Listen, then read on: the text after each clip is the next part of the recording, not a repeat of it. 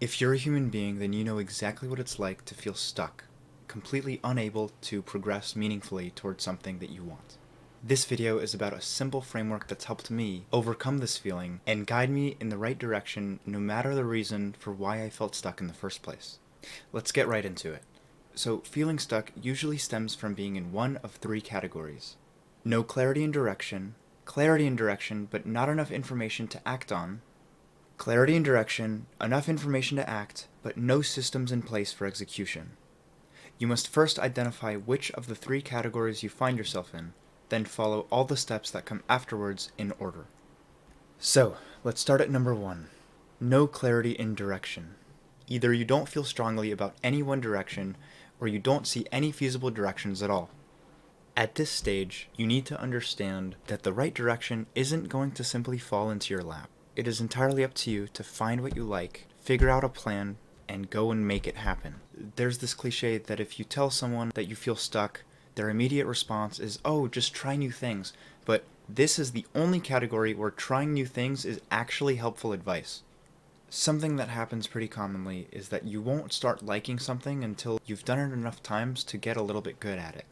Many professional athletes didn't immediately fall in love with their sport after the very first game that they played. And then probably the best advice I can give at this stage is to read. If you are struggling to form ideas, reading is one of the highest quality shortcuts. History's greatest minds have distilled their thoughts into so many incredible books, you might as well take advantage of it. Reading a book is like downloading the author's nuanced perspective of the world. New thoughts and ideas are bound to enter your mind. If you find yourself in the first category, it means that you're starting with a completely blank slate. You don't know which direction you want to go, which means you have unlimited possibilities, so much potential, but it also means you have the most work to do to turn that into something real. On to number 2. Number 2 is clarity in direction, but not enough information to act on. At this stage, you have a pretty good idea of what you want, but you have no idea how to get there. The path to achieving the goals you have is shrouded in a mist of the unknown. You simply don't have enough information to move forward.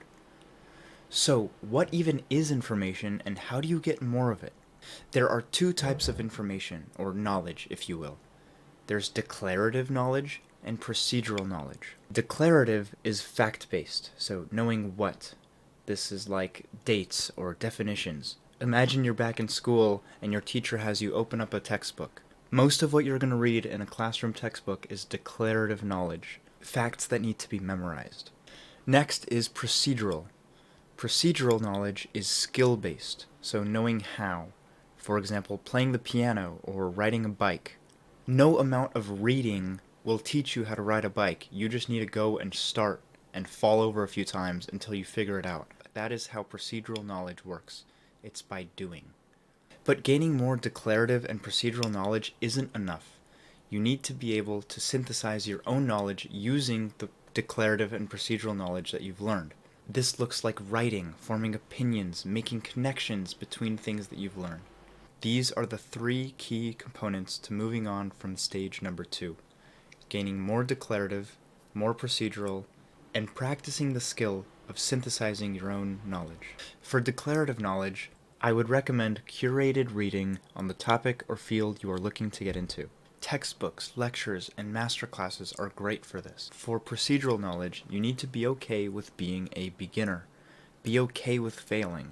The faster you realize where you make mistakes, the faster you can fix them. Learn more by doing. This can look like following a YouTube tutorial or attending a hands-on training.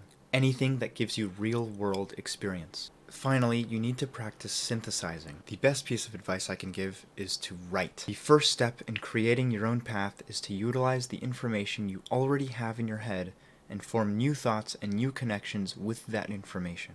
It is a hack to force your brain to find the solutions that will take you where you want to go. This could look like writing a plan, taking notes, journaling, anything that will get your thoughts onto the page. And finally, repeat these 3 steps until it becomes obvious what you need to do to move forward.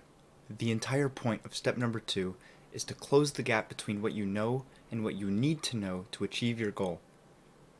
Alright, we're finally onto category number 3. People who are in the third category have clarity and direction, enough information to act, but no systems in place to make it happen. You need to develop systems that work for you and drive you closer to success. James Clear, the author of Atomic Habits, is famously quoted for saying, "You do not rise to the level of your goals, you fall to the level of your systems. Winners and losers share the same goals. The only difference is that winners have the right systems put in place that allows them to be successful." Here are examples of great systems that you can implement today. Pause here to learn more about these systems. Finally, you need to build. If you've gotten this far, the only thing left for you to do is to build. Build upon the foundation that you've created for yourself. The only person that can stop you is you, and the only real way to lose is to quit.